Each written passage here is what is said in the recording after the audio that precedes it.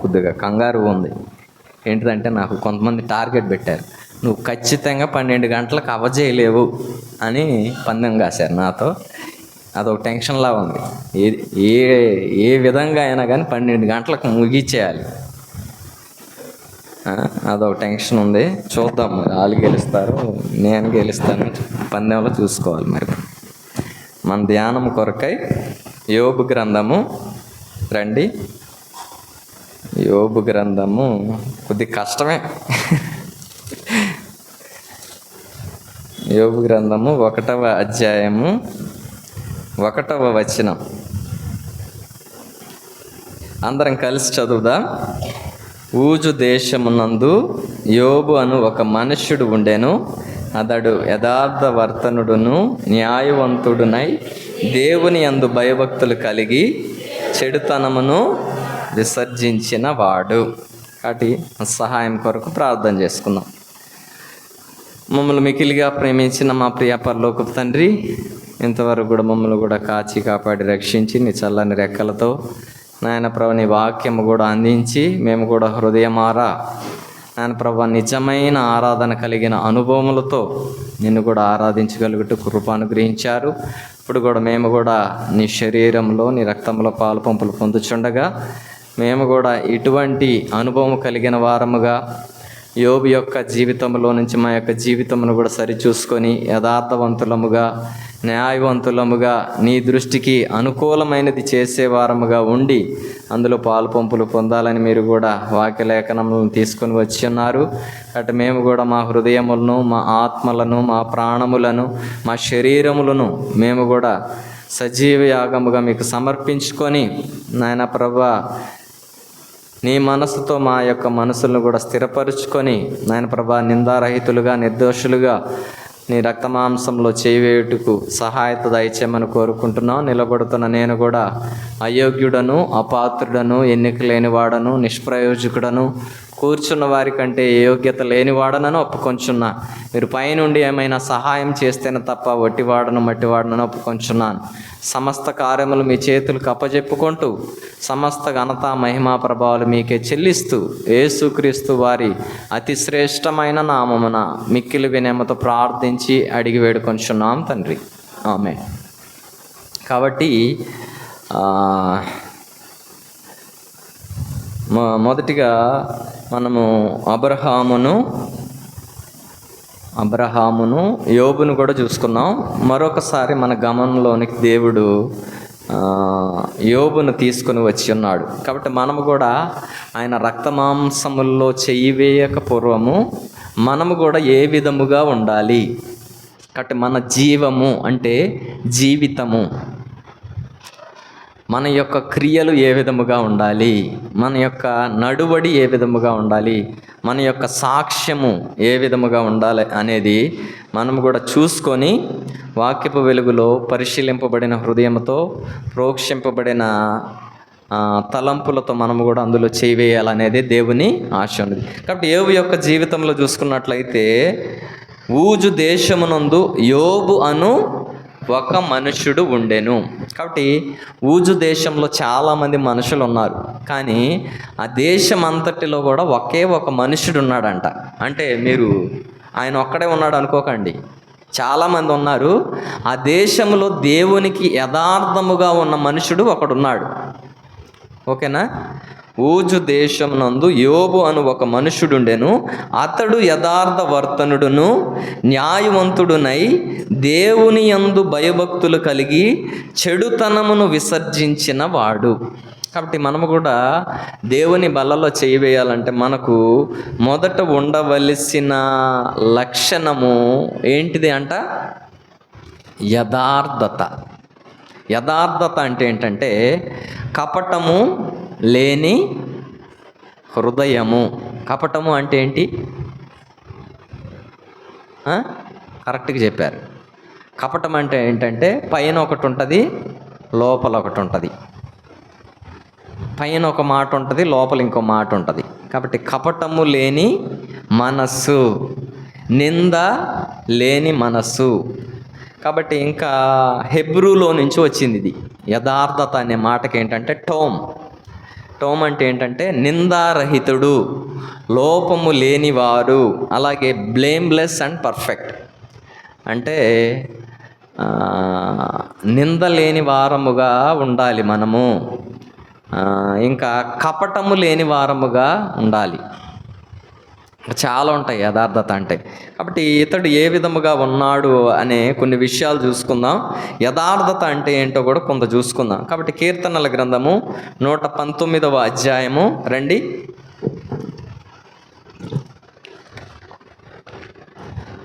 కీర్తనలు 119వ అధ్యాయము 1 నుంచి 5 వచనాలు దయచేసి ఎవరైనా చదివి సహాయం చేయండి.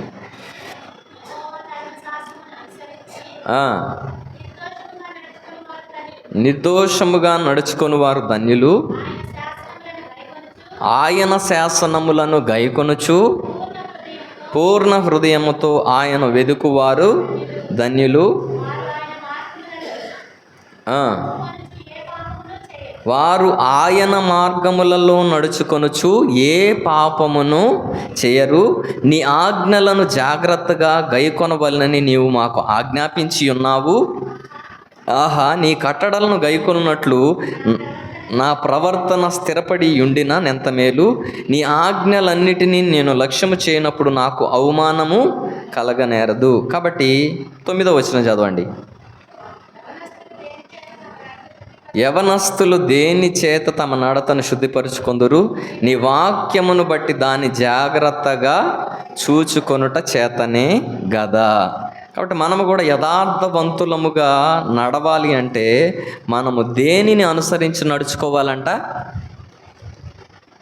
కాబట్టి యెహోవా ధర్మశాస్త్రమును అనుసరించి నిర్దోషముగా నడుచుకొని వారు ధన్యులు. కాబట్టి నిర్దోషము అంటే దోషము లేదు. అంటే నిన్న మొన్న ఎక్కడో చెప్పా, నేను ఎవరింటికాడో చెప్పా.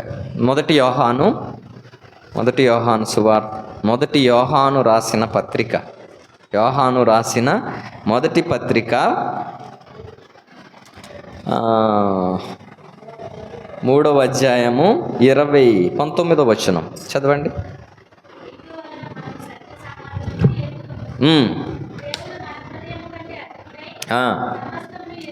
ఎరిగి ఉన్నాడు గనుక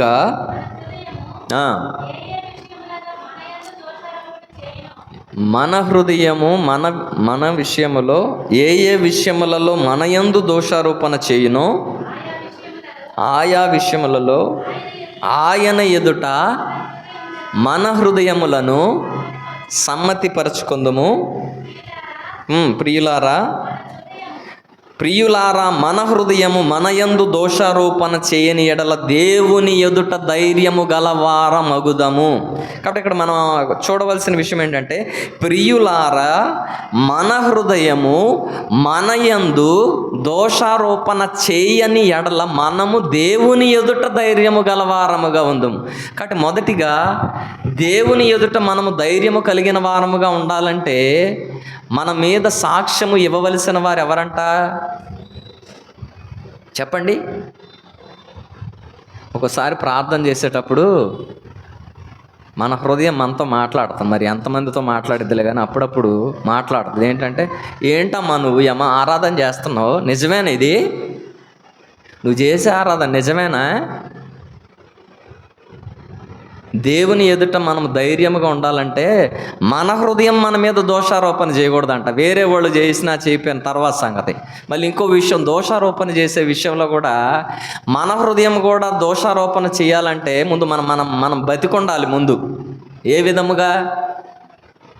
ఆత్మీయముగా నువ్వు బ్రతుకుంటే నీ మనస్సాక్షి పనిచేసిద్ది.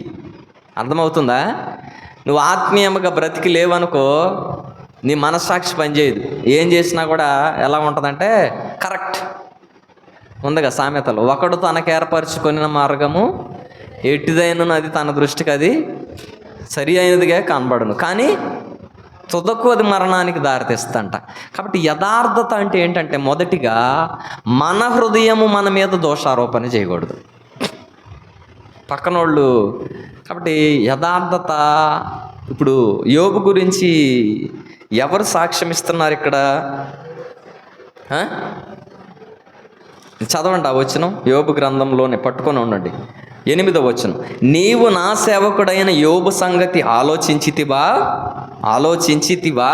క్వశ్చన్ మార్క్ అక్కడ. తెలుసా నీకు యోబు గురించి? ఆలోచించావు ఎప్పుడైనా?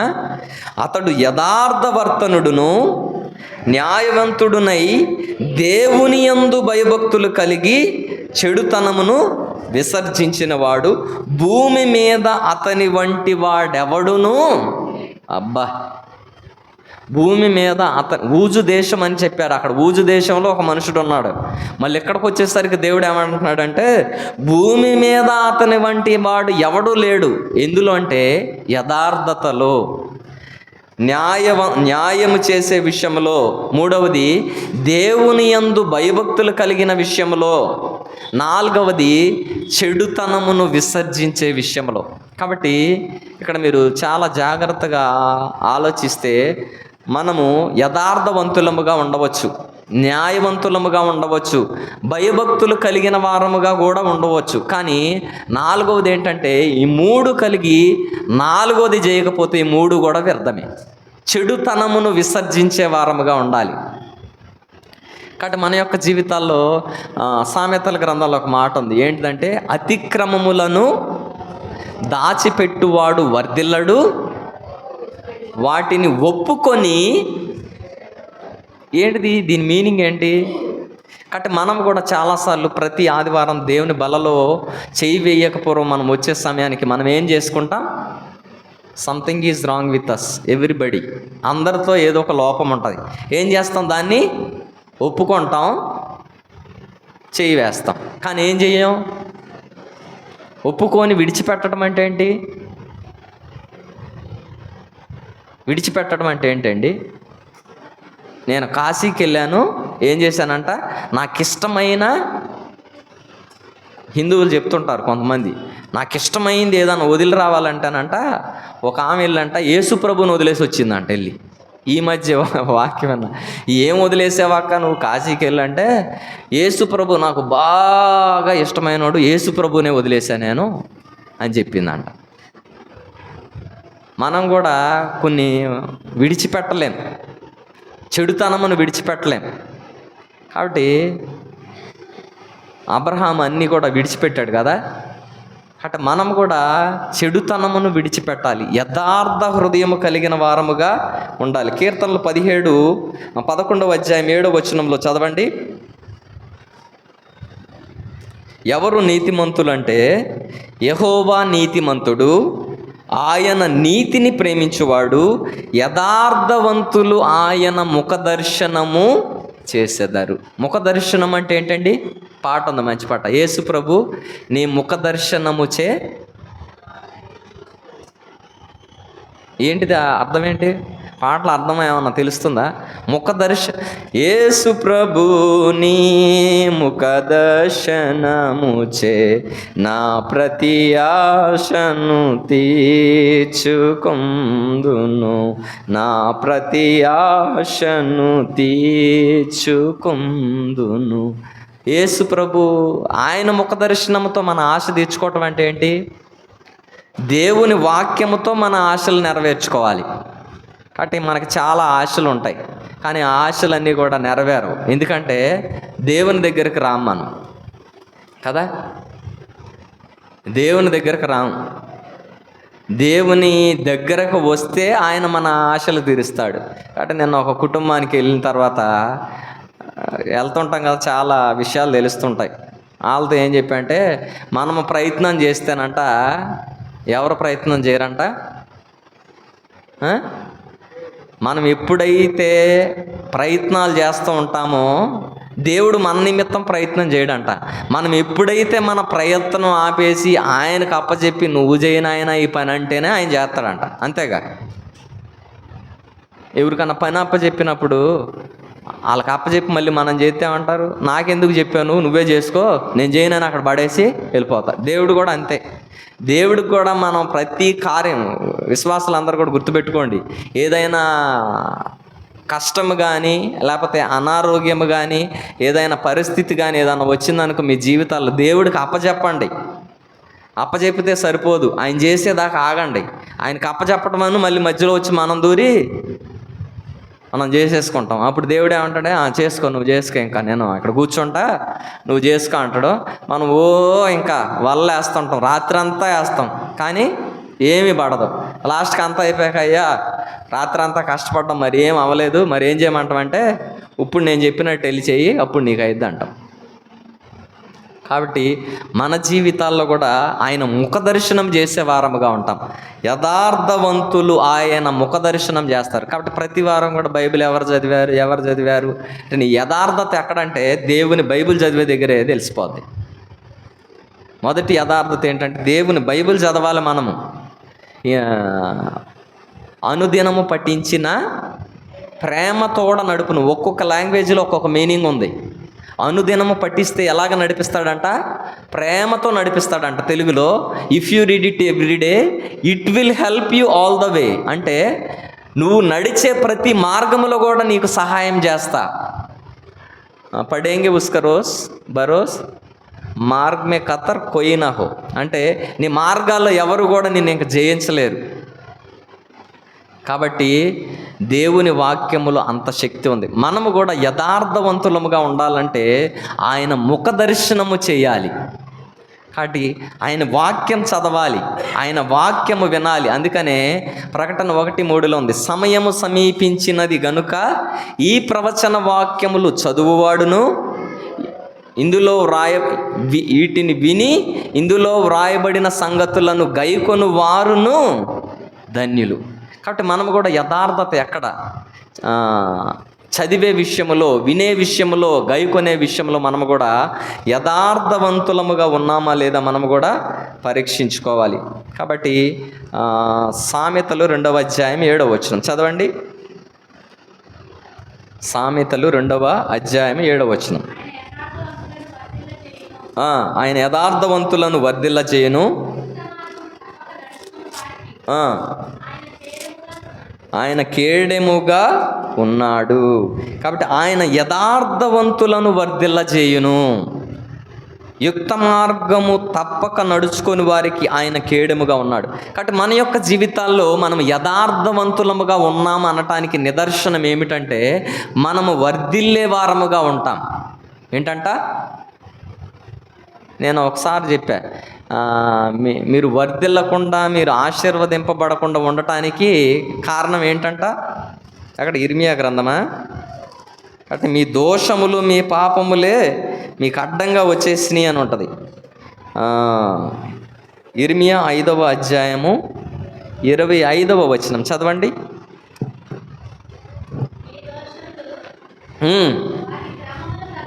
మీ దోషములు వాటి క్రమమును తప్పించెను, మీకు మేలు కలుగకుండుటకు, జాగ్రత్తగా చదవాలి, మీకు మేలు కలుగుకుండుటకు మీ పాపములే కారణము. కాబట్టి మనము కూడా యథార్థత విషయంలో మనము కూడా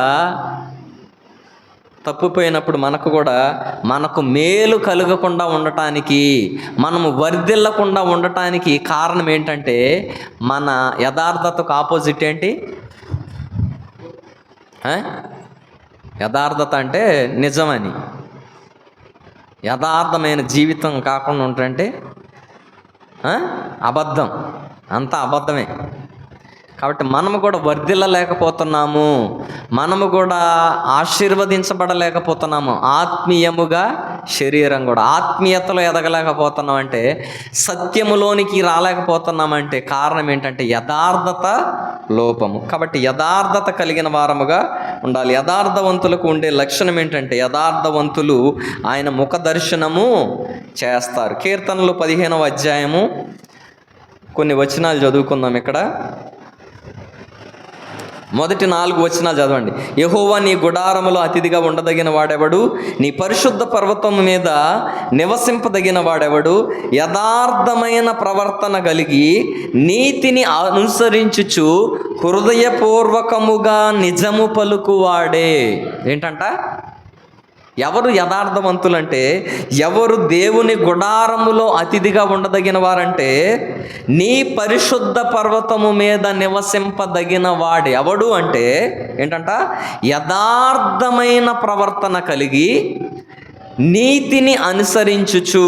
నీతిని యథార్థమైన ప్రవర్తన కలిగి అంటే ఏంటంటే, దేవుడు ఏదైతే చెప్తున్నాడో, నీతిని అనుసరించడం అంటే ఏంటంటే, దేవుని వాక్యం ఏదైతే చెప్తుందో, ఆయన ఆజ్ఞలు కట్టడలు ఏవైతే ఉన్నావో వాటిని అనుసరించాము అని కాదు, అనుసరించుచు. ఇదే 1 యోహానులో మళ్ళీ కింద ఉంది ఒక వచనం, అదే చదవండి. 21 అనుసరించుచు గై కొనుచు అని ఉంటుంది, ఆ మాట చదవండి.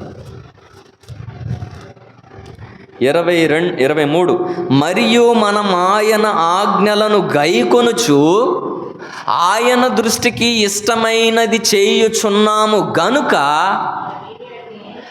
మనమేది అడిగినను అది ఆయన వలన మనకు దొరుకును. కాబట్టి ఆజ్ఞలు గైకొనటం అంటే మనకు నచ్చినప్పుడు గైకొనటం, మన కష్టం వచ్చినప్పుడు వదిలేయటం కాదండి. అర్థమైందా? ఏ పరిస్థితిలోనైనా దేవుని ఆజ్ఞలను మనం గైకొనే వారముగా ఉంటాం. కాబట్టి మన యొక్క జీవితాలు ఏ విధంగా ఉంటుందంటే, మనం నచ్చితే దేవునికి ఆజ్ఞలు గైకొంటాం, మనకు నచ్చకపోతే దేవుని ఆజ్ఞలు గైకొను.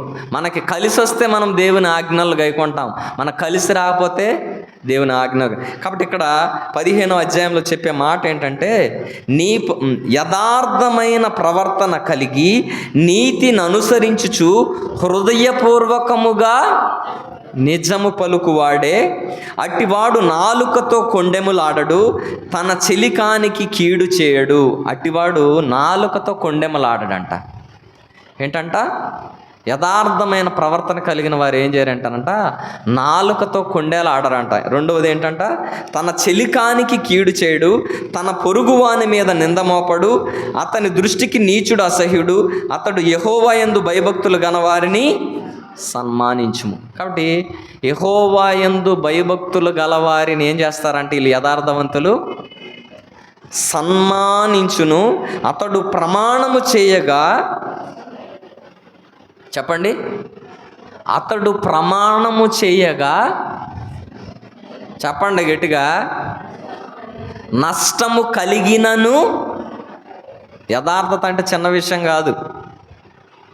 ఎప్పుడైనా మా నాన్నగారు చెప్తుండేవాళ్ళు, నీ మాట అవునంటే అవును, కాదంటే కాదు. ఒక్కొక్కసారి మనం కూడా మాట ఇచ్చేస్తాం, మాట ఇచ్చేసి ఇంక అందులో నష్టం వచ్చిద్ది అనేసరికి ఏం చేస్తామంటే మళ్ళీ తప్పించుకుపోతాం. ఏంటంట, మాట ఇచ్చామంటే యథార్థత అంటే ఏంటంటే, అతడు ప్రమాణము చేయగా నష్టము కలిగినా కూడా దాన్ని భరించాలను, అది యథార్థత అంటే.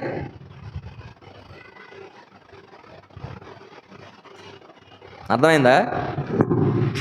కాబట్టి అతడు ప్రమాణము చేయగా నష్టము కలిగినను మాట తప్పడు. ఇంకా చాలా విషయాలు ఉన్నాయి. తన ద్రవ్యము వడ్డీకి ఇయ్యడు, నిరపరాధిని చెరుపుటకై లంచం పుచ్చుకొనడు, ఈ ప్రకారము చేయువాడు ఎన్నడును కదల్చబడడు. కాబట్టి మన జీవితాల్లో కూడా మనము కూడా కదల్చబడుతున్నాము అంటే కారణం ఏంటంటే, యథార్థత లేదు మన యొక్క జీవితాల్లో. యోబు గారిని ఏమన్నా కదల్చగలిగిందా? ఇల్లు పోయింది, వాకిలు పోయింది, పిల్లలు పోయారు, కొడుకులు, ఆస్తి, అంతస్తు, ఆఖరికి ప్రాణం కూడా పోయే సమయానికి వచ్చింది. ఏమన్నా గదిల్చింది ఆయన్ని? ఎందుకు కదల్చలేదు అంటే యథార్థవంతుడుగా ఉన్నాడు. అందుకనే యోబు గ్రంథంలో, నీ భక్తి నీకు ధైర్యము పుట్టింపదా, నీ యథార్థ ప్రవర్తన నీ నిరీక్షణకు ఆధారం కాదా, నిరపరాధి అయినా వాడు ఎప్పుడైనా నిర్మూలమయ్యాడా? ఇది కాబట్టి మనకు ధైర్యం పుట్టించేది ఏంటిదంటే యథార్థత. ఈ మధ్య ఏ ఇంటికి వెళ్ళినా ఇదే చెప్తున్నా నేను. ఏంటిదంటే ఇదే. నిన్న చాలామంది రాలా, సమయం వచ్చింది కాబట్టి చెప్తున్నా యథార్థత గురించి. 4 విషయాలు చెప్పాలనుకున్న సమయం లేదు కాబట్టి 2 విషయాలే చెప్తా. ఏంటి? 1 రాజులు 18వ అధ్యాయము, రండి. 1 రాజుల గ్రంథము 18వ అధ్యాయము 26వ వచనం. వారు తమకు ఇయ్యబడిన ఎద్దును తీసుకొని సిద్ధము చేసి ఉదయము మొదలుకొని మధ్యాహ్నము వరకు బయల మా ప్రార్థన వినుమని బయలు పేరును బట్టి ప్రార్థన చేసిరి గాని ఒక మాట అయినను ప్రత్యుత్తరం ఇచ్చువాడెవడునూ లేకపోగా వారు తాము చేసిన బలిపీఠము యొద్ద గంతులు వేయ మొదలుపెట్టిరి. ఈ సందర్భం ఏంటంటే, ఒకవైపునేమో బయలు ప్రవక్తలు 450 మంది ఉన్నారు, ఒక పక్కనేమో ఏలియా ఒక్కడే ఉన్నాడు. అయితే ఏలియా 21వ వచనంలో ఉంటుంది. ఏలియా జనులందరి దగ్గరకు వచ్చి, ఎన్నాళ్ల మట్టుకు మీరు 2 తలంపుల మధ్య తడబడుచుందురు? యెహోవా దేవుడైతే ఆయనను అనుసరించుడి, బయలు దేవుడైతే వానిని అనుసరించుడని ప్రకటన చేయగా, జనులు అతనికి ప్రత్యుత్తరముగా ఒక మాట అయినను పలుకకపోయిరి. అప్పుడు ఏలియా, యెహోవా ప్రవక్తలైన శేషించిన వారు, తెలిసిన మా కథే, అయితే మీరు ఏం చేస్తారంటే 450 ప్రవక్తలారా, మీరు ఒక బలిపీఠం కట్టండి, ఒక బలి పశువును వధించండి, దాని మీద పెట్టండి, కట్టెలు పేర్చండి, దాని మీద బలి పశువును పెట్టండి, దాని మీద నీళ్లు పోయండి, పోసిన తర్వాత మీ బయలుదేవుడికి మీరు ప్రార్థన చేయండి అని చెప్పాడు. వాడు ఉదయం మొదలుకొని ఎప్పుడు వరకు అంట? మధ్యాహ్నం వరకు ప్రార్థన చేశారంట. ప్రార్థన చేస్తే ఏమీ రాల. కాబట్టి ఇంకొక వ్యక్తి ప్రార్థన చేశాడు. 36వ వచనంలో, అస్తమయము నైవేద్యం అర్పించు సమయమున ప్రవక్తయగు ఏలియా దగ్గరకు వచ్చి ఇలాగూ ప్రార్థన చేసెను. యెహోవా, అబ్రహాము, ఇస్సాకు, ఇశ్రాయేలీల దేవా, ఇశ్రాయేలీల మధ్య నీవు దేవుడువై ఉన్నావనియు, నేను నీ సేవకుడనై ఉన్నాననియు, ఈ కార్యములన్నీ నీ సెలవు చేత చేసి తిననియు ఈ దినమున కనపరచుము. యెహోవా నా ప్రార్థన ఆలకించుము. యెహోవావైన నీవే దేవుడవై ఉన్నావనియు, నీవు వారి హృదయములను నీ తట్టు తిరగజేయుదువనియు ఈ జనులకు తెలియజేయనట్లుగా నా ప్రార్థన అంగీకరించుము. అతడు ఎలాగూ ప్రార్థన చేయుచుండగా యెహోవా అగ్ని దిగి దహన బలి పశువులను, కట్టెలను, రాళ్లను, బుగ్గిని దహించి కందకమందున్న నీళ్లను, అబ్బా ఏంటంట ఇక్కడ జరిగిన విషయం ఏంటంటే, రాళ్ళు పేర్చారంట ముందు, తర్వాత కట్టెలు పేర్చారంట, తర్వాత ఆమె బలి పశువును ముక్కలుగా చేసి దాని మీద పేర్చారంట, తర్వాత ఇంకోటి కూడా చేశారంట, దాని మీద నీళ్లు పోసారంట. నీళ్లు పోతే ఆ చుట్టూ తీసిన కందకములు మొత్తం నీళ్లతో నింపబడిపోయిందంట. ఆ బలి పశువు తడిసిపోయింది, ఆ కట్టెలు తడిసిపోయినాయి, ఆ రాళ్ళు తడిసిపోయినాయి, దానితో పాటు చుట్టూరు కూడా నీళ్లు ఉన్నాయంట. ఆ కందకం అంటే చుట్టూరు గుంట తీశారు, దాని నిండా నీళ్లు పోసారంట. అయితే ఇక్కడ ఏం చేశాడు? నేను నీ సేవకుడనై ఉన్నాననియు, ఈ కార్యములన్నీ నీ సెలవు చేత చేసి తిననియు ఈ దినమున కనపరచుము. యెహోవా నా ప్రార్థన ఆలకించుము. యెహోవావైన నీవే దేవుడవై ఉన్నావనియు, నీవి వారి హృదయములను నీ తట్టు తిరగజేయదు అనియు ఈ జనులకు తెలియజేయనట్లు నా ప్రార్థన అంగీకరించుము. అతడు ఇలాగు ప్రార్థన చేయుచుండగా యెహోవా అగ్ని దిగి దహన బలి పశువులను, కట్టెలను, రాళ్లను, బుగ్గిని దహించి కందకమందున్న నీళ్లను కూడా ఆరిపోజేసిందంట. ఏంటంట? పౌరుషం కలిగి చేయాలి. కాబట్టి మన యొక్క ప్రార్థనలో కూడా పౌరుషం లేదు. ఎందుకు లేదంటారు? ఇక్కడ 1 యోహాను 3:23 చదివాం. ఏంటంట? దోషారోపణ చేయకపోతే, యథార్థత కలిగి ఉంటే ఆయన ఎదుట మనకు ధైర్యం ఉంటుంది. ఏం చేయటానికి చెప్పండి? ప్రార్థన చేయటానికి. దేవుణ్ణి నిలబెట్టి అడగాలంటే మనకేముండాలి? యథార్థత ఉండాలి. యథార్థత లేకుండా నువ్వు ప్రార్థన చేయాలంటే నీ మనస్సాక్షి ఏమంటుందంటే, అరే నువ్వు ఒక్క దాంట్లో తినకుండా అసలు నువ్వు మందిరానికే రావు, నీ దగ్గర యథార్థత లేదు, నీ దగ్గర పరిశుద్ధత లేదు, ఇంకా న్యాయం లేదు, ఇంకా ఏమన్నా 4 విషయాలు చూసుకున్నాం. యథార్థవర్తనుడు, న్యాయవంతుడు, సత్యం లేదు నీ దగ్గర, అంత అబద్ధమేరా. నువ్వు బాప్తీసం తీసుకున్నప్పుడు ఎన్ని ప్రమాణాలు చేసావరా, ఒక్కటైనా చేస్తున్నావారా అని అంటది. ఎవరు? పక్కనోళ్ళు కాదు, మన మనసే. ఏమేం ప్రమాణాలు చేశారండి బాప్తీసం తీసుకున్నప్పుడు మీరు అందరూ? ఒక్క ఆదివారం కూడా నేను వస్తావా? అన్ని ఆదివారాలు వస్తా. ఇంకేం ప్రమాణాలు ఉంటాయి చెప్పండి, నేను మర్చిపోయా దయచేసి. ఇంకేముంటాయి ప్రమాణాలు? అన్ని ఆదివారాలు వస్తావా? వస్తా. ఇంకా ప్రతి ఆదివారం ఆరాధన చేస్తావా? చేస్తా. ఇంకా దేవుడి కంటే ఇంకా దేన్ని ఎక్కువ ప్రేమించవా? ప్రేమించను. ఇంకా దేవుని భాగం దేవునికి నమ్మకంగా ఇస్తా. ఇంకా తల్లి కంటే, తండ్రి కంటే, భార్య కంటే, పిల్లల కంటే దేవుడిని ఎక్కువ ప్రేమిస్తా. ఇప్పుడు బాప్తీసం తీసుకున్న కాడి నుంచి అన్ని కష్టాలే వస్తాయి, దేవుడిని విడిచిపెట్టకుండా ఉంటా. ఎక్కడ ఉండేది? అసలు ఒక కష్టం రాగానే మళ్ళీ కంటికి కనపడం మనం కదా. కొద్దిగా అప్పు ఉందంటే ఆ డబ్బులు ఎట్టబోవడం వాళ్ళ ముందు దాన్ని కొరుకుతుంటాం మనం కదా. ఆదివారం కూడా వదిలిపెట్టేస్తాం. ముందు ఏంటిది, దేవుడి కన్నా ముందు అప్పు కనపడిద్ది మనకి. కాబట్టి ఏలియా వలె మనము కూడా ఆ పౌరుషం కలిగి ప్రార్థన చేశాడు. కాబట్టి యథార్థత అనేది అంత పవర్ఫుల్గా ఉంటుంది. కాబట్టి అందుకని యాకోబు కూడా ప్రార్థన చేశాడు ఏంటంటే, నీవు నన్ను ఆశీర్వదించితేనే కానీ నేను నిన్ను పోనీయను. అంటే మనం కూడా యథార్థత కలిగి ప్రార్థన చేయాలి. కాబట్టి యోబు యొక్క జీవితంలో ఆ యథార్థత ఆయనకు ఉన్నది కాబట్టి ఆయన ఏమీ కూడా చేయలేకపోయింది. అందుకనే ఇదే యోబు గ్రంథంలో ఆయన గురించి ఏం చెప్పబడిందంటే, యోబు గ్రంథము 1వ అధ్యాయము, ఈ సంగతులలో అతడు గొప్ప ఎరుక కలిగి ఉన్నాడు. నేను నా తల్లి గర్భంలో దిగంబరిగా వచ్చి తిని దిగంబరినై అక్కడ తిరిగి వెళ్ళేదను. యెహోవా ఇచ్చెను, యెహోవా తీసుకొని పోయిన, యెహోవా నామమునకు స్తుతి కలుగును గాక.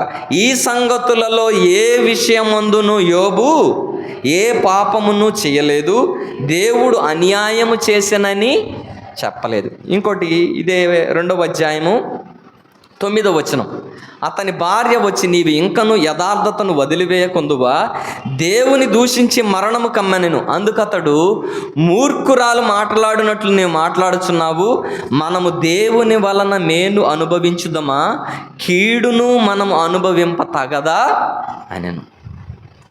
కాబట్టి మేలే కాదు. అందుకనే మొదటి పేతురులో 1 పేతురులో ఒక మాట ఉంటుంది.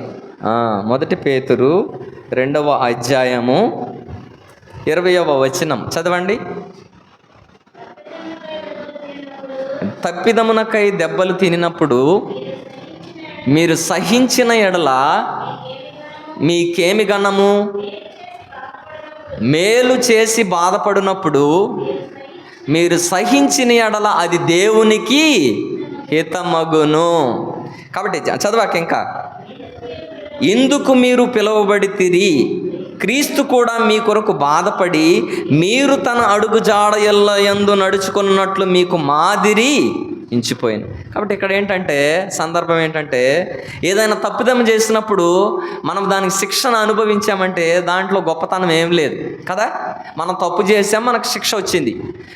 ఏంటి, తప్పిదమునకై దెబ్బలు తినినప్పుడు మీరు సహించిన ఎడల మీకేమి గణము, మేలు చేసి బాధపడినప్పుడు మీరు సహించిన ఎడల అది దేవునికి హితమగును. కాబట్టి మీరు పిలువబడదు. ఎందుకు పిలువబడ్డామంట మనం? తప్పు చేసి దెబ్బలు తినాలి, అందుకు పిలువబడ్డాం మనం, అంతేనా? మేలు చెయ్యాలంట, ఏమనుభవించాలంట? మేలు చేసి బాధపడినప్పుడు మీరు సహించిన ఎడల అది దేవునికి హితమవుతుంది, అది దేవుడికి ఇష్టం. అంతేగాని నువ్వు 4 గంట నేను 4 గంట అంట కాదు. వాళ్ళు 4 గంట మనం సైలెంట్గా ఉండాలి, అప్పుడు అది దేవునికి హితమవుతుంది. కాబట్టి యోబు ఏమన్నా తప్పు చేశాడా? ఇది ఎలా జరిగిందంటే, సాతానుకు దేవుడికి వచ్చిన మధ్య వాదనలో నా భక్తుడంటే ఏంటో చూపిస్తా అంటే, దేవుడు తన గొప్పతనాన్ని నిరూపించుకుంటాకి సాతాను ముందు సవాల్ చేస్తే యోబుకు వచ్చిన పరిస్థితి ఇది. యోబు అక్కడ ఏం తప్పు చేయలే, కాబట్టి అతడి భక్తిని పరీక్షించడానికి ఒక సాధనముగా యోబును వాడాడు. కాబట్టి ఆ పరీక్షలో యోబు యథార్థతను కోల్పోలా, తన న్యాయకత్వమును కోల్పోలా, అలాగే సత్యముగా జీవించాడు, అలాగే చెడుతనమును కూడా విసర్జించిన వాడుగా ఉన్నాడు. కాబట్టి నా జీవితంలో కూడా మనము కూడా యథార్థత కలిగిన వారముగా ఉండాలి. మన హృదయము మన మీద ఏ దోషారోపణ కూడా చేయకూడదు. కాబట్టి మనము కూడా దేవునికి ప్రార్థించేటప్పుడు, దేవుని ఆరాధించేటప్పుడు ఏ విధముగా ప్రార్థన చేయాలి, ఏ విధముగా ఆరాధన చేయాలంట? యథార్థత ఉంటే ఆటోమేటిక్ నీకేముంటుందంటే ధైర్యం ఉంటుంది. యథార్థత లేకపోతే ధైర్యం ఉండదు, ఓ పక్కన భయమే ఉంటుంది. అందుకే ప్రేమలో ఏం చెప్పా? ప్రేమలో ఏముండదంట? ప్రేమ అంటే ఏంటి? 1 యోహాను 5:3, ఆయన ఆజ్ఞలను గైకొనుటయే దేవుని ప్రేమించుట.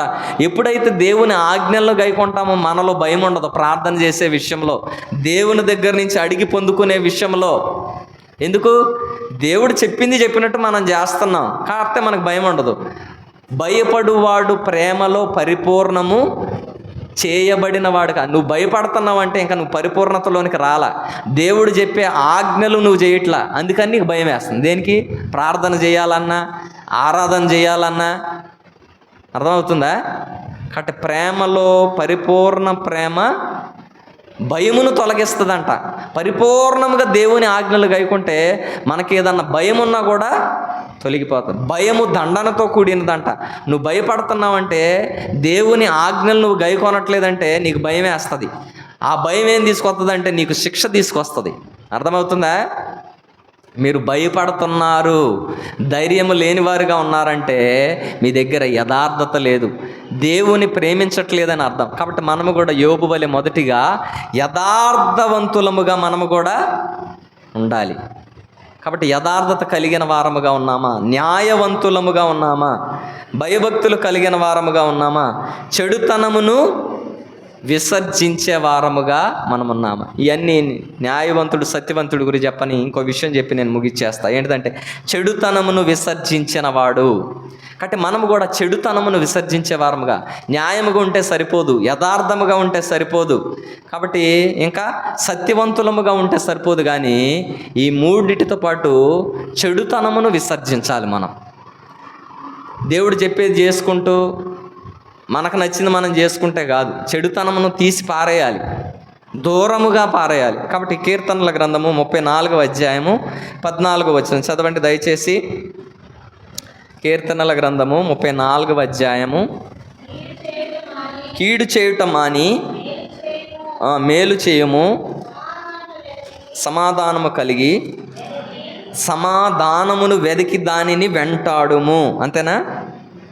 34వ అధ్యాయము 14వ వచనం. కాబట్టి చెడుతనమును విసర్జించటం అంటే ఏంటంటే కీడు చేయుట మాని మేలు చేయుము, సమాధానమును వెదికి దానిని వెంటాడి. కీడు చేయటం మానాలంట మనం మొదటిగా.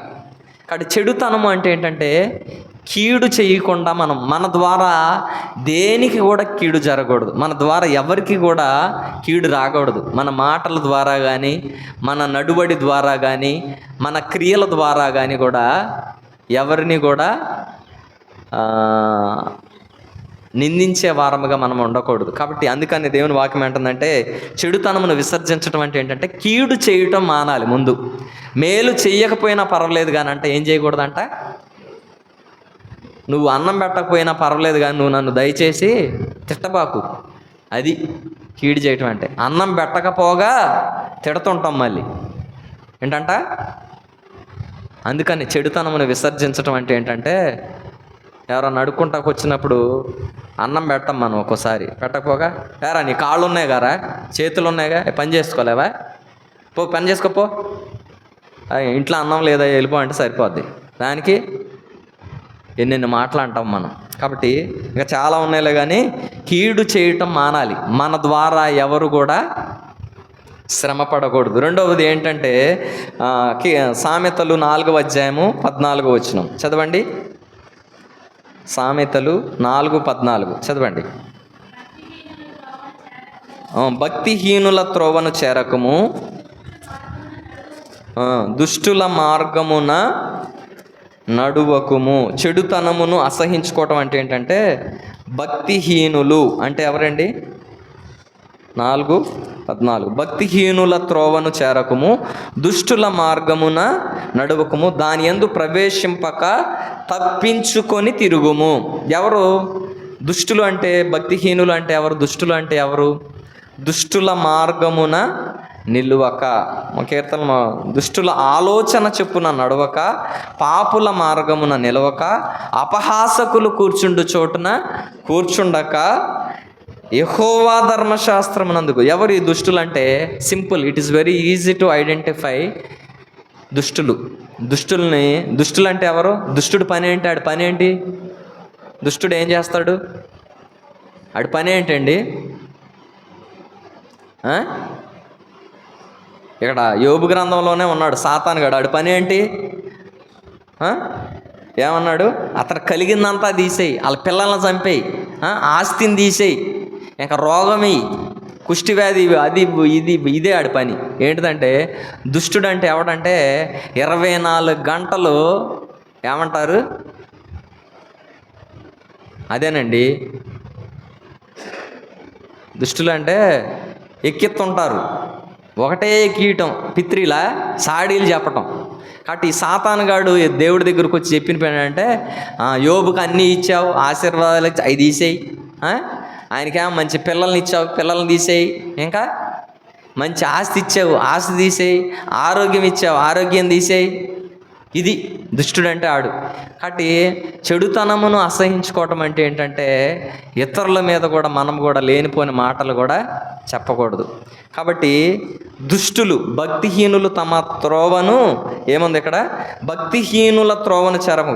కాబట్టి మన ఆత్మీయ జీవితంలో కూడా మనం కూడా నేర్చుకోవాల్సిన ఒక విషయం ఏంటంటే, ఎవరైనా ఇద్దరు వ్యక్తులు ఉన్నప్పుడు చాలా జాగ్రత్తగా వినండి ఈ మాట, జీవితకాలం అంతా కూడా పాటించండి. ఎవరైనా ఇద్దరు వ్యక్తులు ఉన్నప్పుడు మీ ఇద్దరు గురించి తప్ప మూడో వ్యక్తి గురించి మాట్లాడొద్దు దయచేసి. ఇక్కడ మా నాన్నగారికి ఒక ఆయన చెప్పాడు, ఎవరో కాదు, రాజు, తెలుసుగా, సత్తుపల్లి రాజు. మన ఇద్దరం ఉన్నప్పుడు మన ఇద్దరు గురించే మాట్లాడుకోవాలి. మూడో వ్యక్తి గురించి మాట్లాడితే ఏంటన్నట్టు, అది అర్థమవుతుందా? కాబట్టి మన ఆత్మీయ జీవితంలో మనం పడిపోయే మొదటి స్టెప్ ఏంటంటే ఇతరుల గురించి మాట్లాడటమే. అది మంచి అయినా కానీ చెడైనా కానీ. మంచి మాట్లాడడం మనం మ్యాక్సిమం, చెడే మాట్లాడతాం. కాబట్టి ఏంటంట, భక్తిహీనుల త్రోవను చేరకము, దుష్టుల మార్గమున నడవకము. దుష్టులు అంటే ఏంటంటే 24 గంటలు ఇయే దుష్ట ఆలోచనలు. కాబట్టి మనము కూడా చెడుతనమును విసర్జించడం అంటే ఏంటంటే మనము మాట్లాడకూడదు, ఎవరైనా మాట్లాడినా కూడా వారి దగ్గరకు కూడా వెళ్ళదంట. అందుకనే ఒక వచనం ఉంది, ఏంటిదంటే 1 కొరింథీ 15:33 దుష్ట సాంగత్యము మంచి నడువడిని చెరుపుతుందంట. కాబట్టి ఇలాంటి మాటలు మాట్లాడే వాళ్ళు ఎవరైనా ఉంటే దయచేసి వాళ్ళకి దూరంగా ఉండండి. మీరు మాట్లాడటం సెకండరీ, కానీ వాళ్ళ దగ్గర కూర్చుంటే మనం కూడా పాడైపోతాం. కాబట్టి మనం మాట్లాడకూడదు, ఇంకోటి వాళ్ళ దగ్గర కూడా కూర్చోకూడదు. ఇతరుల మీద ఎవరైనా ఏదైనా చెప్తున్నారంటే మీ మైండ్లోకి రావాల్సిన విషయం ఏంటి, వాళ్ళు ఎవరు చెప్పండి, చెప్పండి. పంపదీసి మీరు ఎవరి గురించి అని మాట్లాడుతున్నారేంటి? దుష్టులు అంటారు, దుష్టులాళ్ళు. ఇతరుల గురించి మాట్లాడే వాళ్ళని దుష్టులు అంటారు. కాబట్టి అందుకని ప్రకటన గ్రంథంలో ఉంది ఏంటంటే ఆడి పని ఏంటంట, దుష్టుడి పని 24 గంటలు ఎక్కడ ఉందా, వచ్చిన చదవండి దయచేసి. అటు పని ఇదేనంటాడు పని. మనుషు ఎక్కడ ఉందంటే ప్రకటన గ్రంథంలోనే ఉంటుంది ఆ మాట.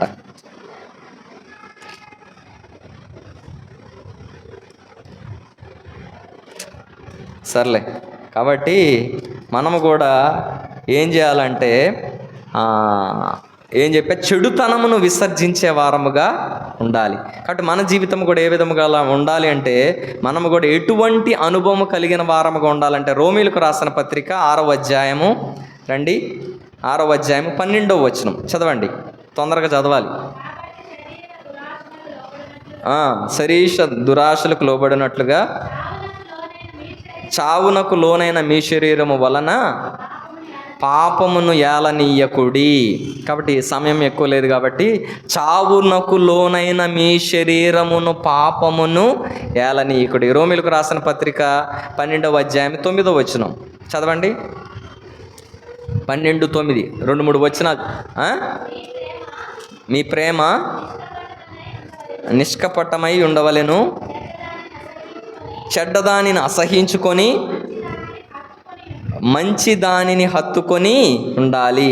కాబట్టి ఎంత 12వ వచనం కదా, 12:9 వచనం ఏంటంట, మీ ప్రేమ నిష్కపటమైనది ఉండవలెను, చెడ్డదాన్ని అసహించుకొని మంచి దానిని హత్తుకొని ఉండవలెను. 12వ వచనం కదా, 9వ వచనం. 21వ వచనం కూడా చదవండి. కీడు వలన జయింపబడక, కీడు వలన జయింపబడక మేలు చేత కీడుని జయించాలంట. కాబట్టి కీడు చేయటం కాదండి, కీడు చేసే వారికి మేలు చేసి ఆ మేలు ద్వారా కీడుని జయించాలంట. అది చెడుతనం నశించు. ఇక చాలా విషయాలు ఉంది కానీ సమయం లేదు కాబట్టి, నాకు కూడా మరి టార్గెట్ పెట్టారు కాబట్టి నేను కూడా ఇక్కడతో ముగించేద్దాం అనుకున్నా. అయినా కానీ ఇంకో వచనం చూద్దాం. యోబు గ్రంథం 22వ అధ్యాయము, యోబు గ్రంథము 22వ అధ్యాయం 21వ వచనం చదవండి. ఆఖరికి వచనం చదువుకొని మనం కూడా ముగించుకుందాం. యోబు గ్రంథం 22వ అధ్యాయము 21, 22, 23 చదవండి. ఆయనతో సహవాసం చేసిన ఎడల నీకు సమాధానం కలుగును, అలాగున నీకు మేలు కలుగును. ఆయన నోటి ఉపదేశమును అవలంబించుము, ఆయన మాటలను నీ హృదయములో ఉంచుకొనుము. సర్వశక్తుని వైపు నీవు తిరిగిన ఎడల నీ గుడారములో నుండి దుర్మార్గమును, అబ్బో ఏంటంట, నీ గుడారములో నుండి చెప్పండి, దుర్మార్గమును దగ్గరగా కొద్దిగా తీసి పక్కన పెడతాం. ఏం చేయాలంట, నీ గుడారములో నుండి దుర్మార్గమును దూరముగా అని చదవాలి. దూరముగా అంటే కొద్ది దగ్గర పెట్టుకున్నట్టే. మళ్ళీ ప్రకటన 12:10 చదవండి, ఇది అయ్యాక చదువుదాం. కాబట్టి నీ గుడారములో నుండి దుర్మార్గమును దూరముగా తొలగించిన ఎడల నీవు అభివృద్ధి పొందుతావు.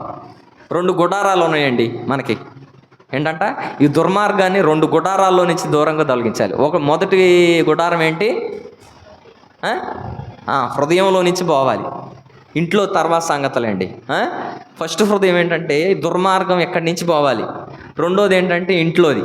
ముందు ఇది పోకుండా అది పోదు, ఇది పోయాక అది పోద్ది. గుడారములో నుండి దుర్మార్గమును తొలగించిన ఎడల నువ్వేమవుతావంట చెప్పండి, అభివృద్ధి నొందేది. కాబట్టి మన యొక్క ఆత్మీయ జీవితాల్లో మనం కూడా అభివృద్ధి మార్గంలోనికి రాలేకపోతున్నామంటే కారణం ఏంటంటే మన యొక్క జీవితాల్లో దుర్మార్గం ఉంది ఇంకా. కాబట్టి దుర్మార్గాన్ని ఏం చేయాలంట, హృదయంలో నుంచి తొలగించాలి, గుడారములో నుండి కూడా తొలగించాలంట. కాబట్టి అప్పుడు మాత్రమే మనము అభివృద్ధి పొందే వారముగా ఉంటాం. కాబట్టి యోబు జీవితంలో దేవుడు ఏ విధముగా అయితే సాక్ష్యం ఇచ్చాడో మన జీవితంలో కూడా దేవుడు మనల్ని బట్టి దేవుడు సాక్ష్యం ఇవ్వాలి. దేవుడి కొద్ది మాటలు మన కొరకు దీవించి ఆశీర్వదించి అటువంటి అనుభవంతో మనల్ని నింపును గాక. ఆమేన్.